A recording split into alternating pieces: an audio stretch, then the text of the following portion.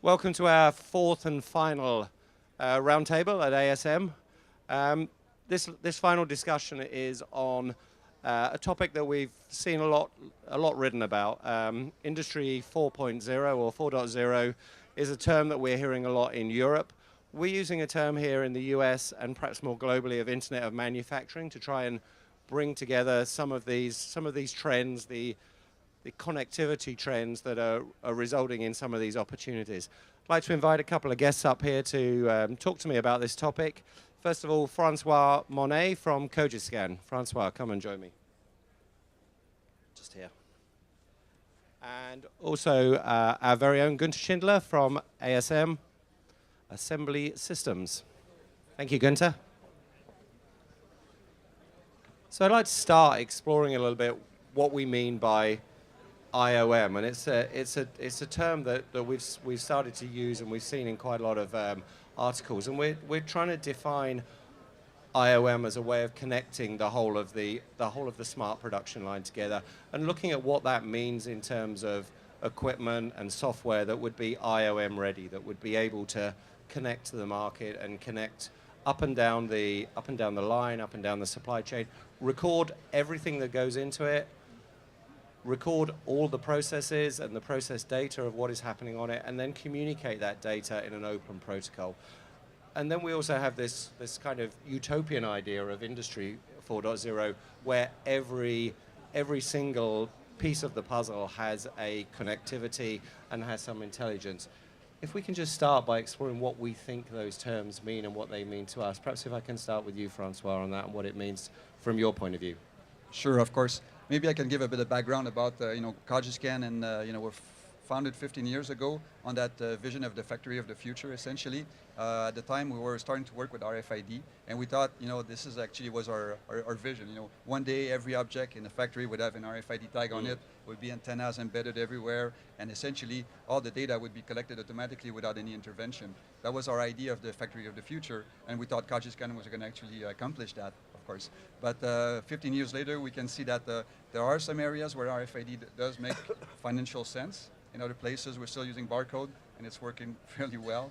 In other cases, we're actually interfacing with intelligent machines. So, there's actually a mix of technologies. And the fact is that you have this has to be driven by real business requirements. So it's nice to have a vision of the future, but it's just that. It's a vision of the future. It's a journey, right? So practically, what are you trying to achieve? What are you trying to do? And what is the best way to accomplish that? And in this case, different technologies come into play. Yeah, and has that evolution been slower than you expected over that 15 years? Did you think you would change the world?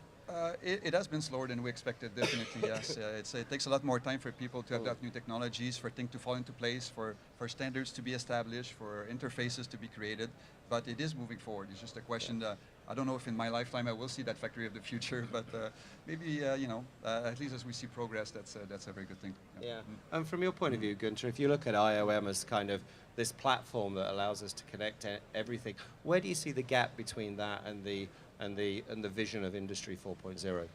I guess it's a main step in direction of Industry 4.0. The big difference is every process has to be capable, so that means our customers want to maximize their output, they want to maximize our best quality, and they also want to be more flexible. So we always had these kind of challenges also in the past. So even for 15 years ago, we were tackling these kind of things. What helps us to actually help our customers would be transparency. That means data management. So we need data, and the data has to be right. It's not necessarily just collecting data. A lot of times we monitor and do a lot of data, but nobody can use it. So we need a certain kind of capability of the machinery and also of the lines to actually communicate to the outside world data, which is real data and which is correct. And this is mostly the most tricky part. Yeah, that whole big data thing is certainly a topic relevant to Internet of Manufacturing, but also to Internet of Things. We're in this position now where we're talking about having, something like 35 billion devices connected to the internet at some point. Huge amounts of data.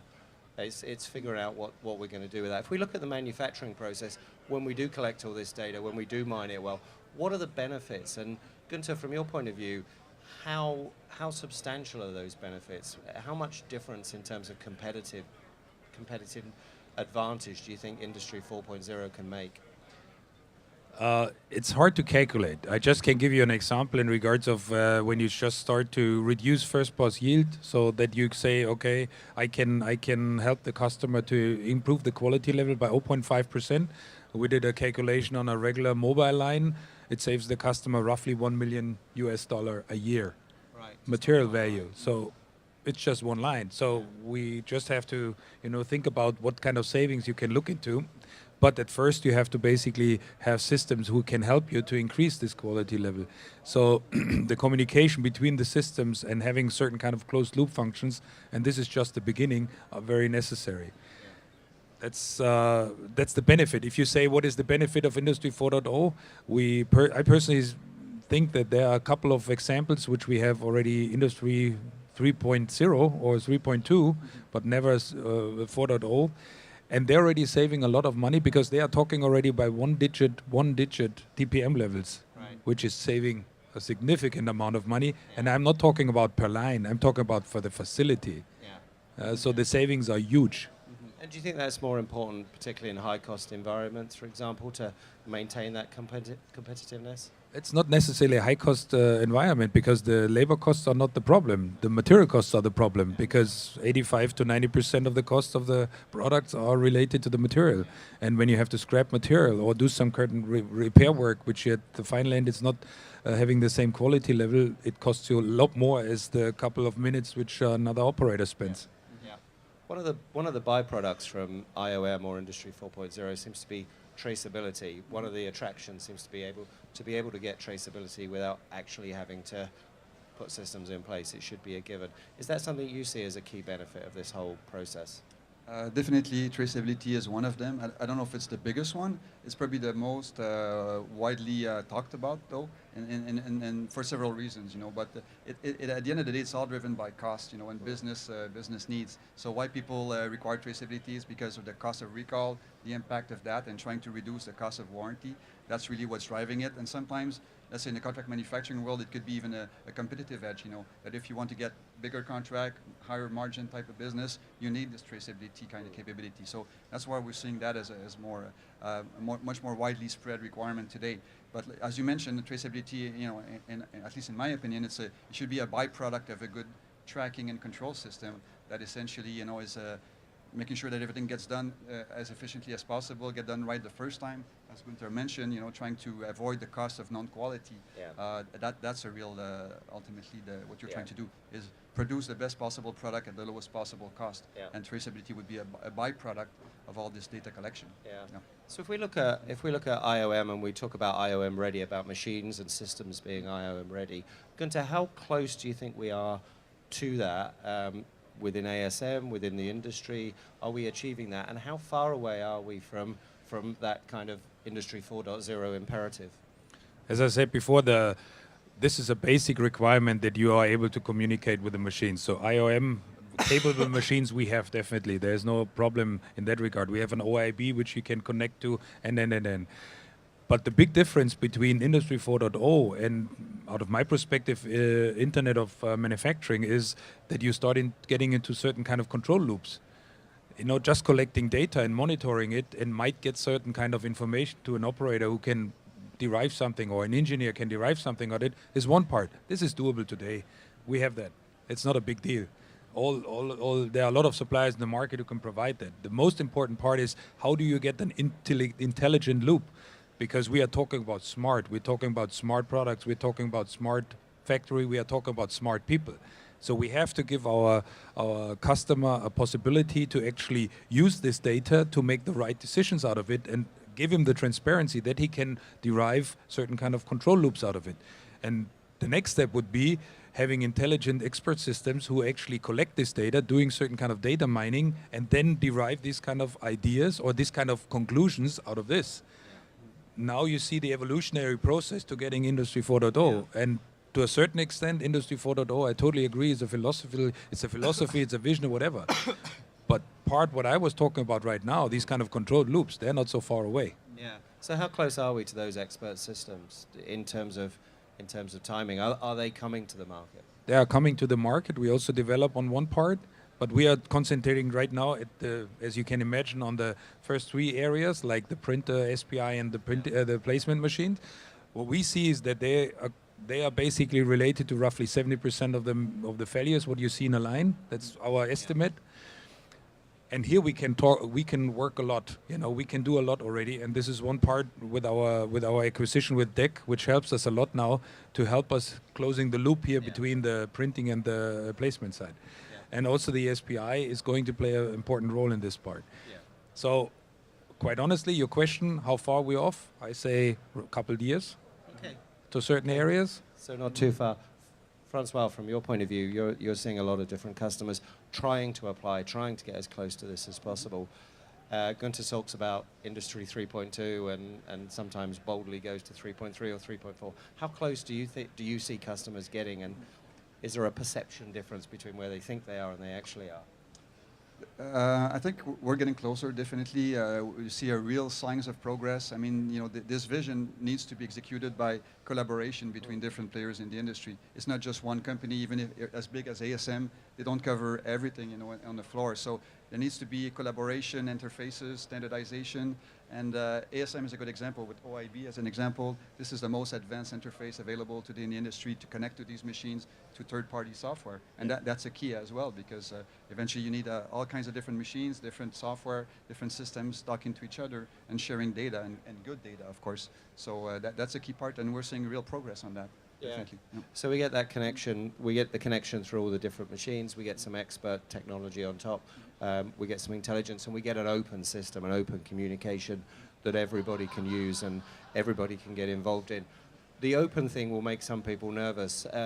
The Internet of Things discussion has been dogged by the hacking concerns. Is that something we should be worried about on a factory floor? Is security a real challenge, Gunther?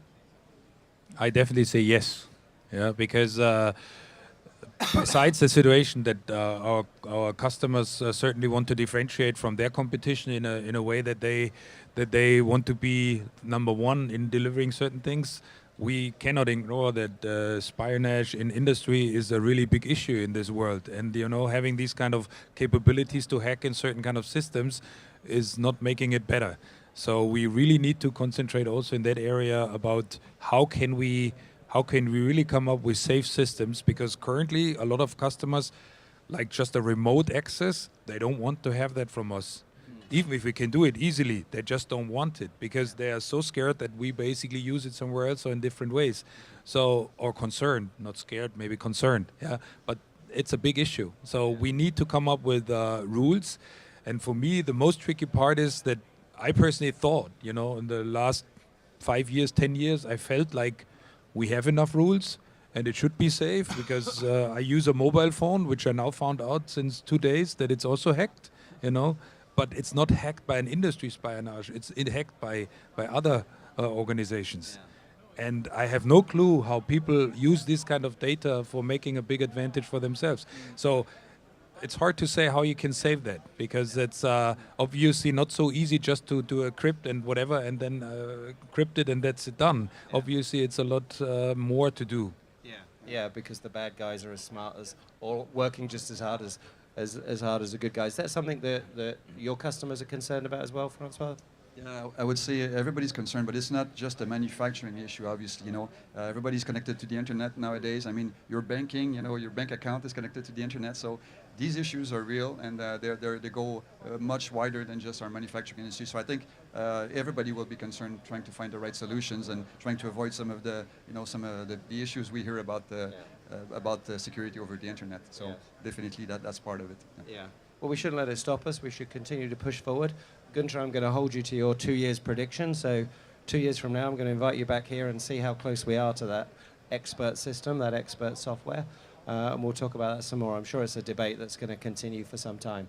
Gentlemen, thank you very much for your time. Thanks for taking part. Thank you, everybody, for listening. Thank you.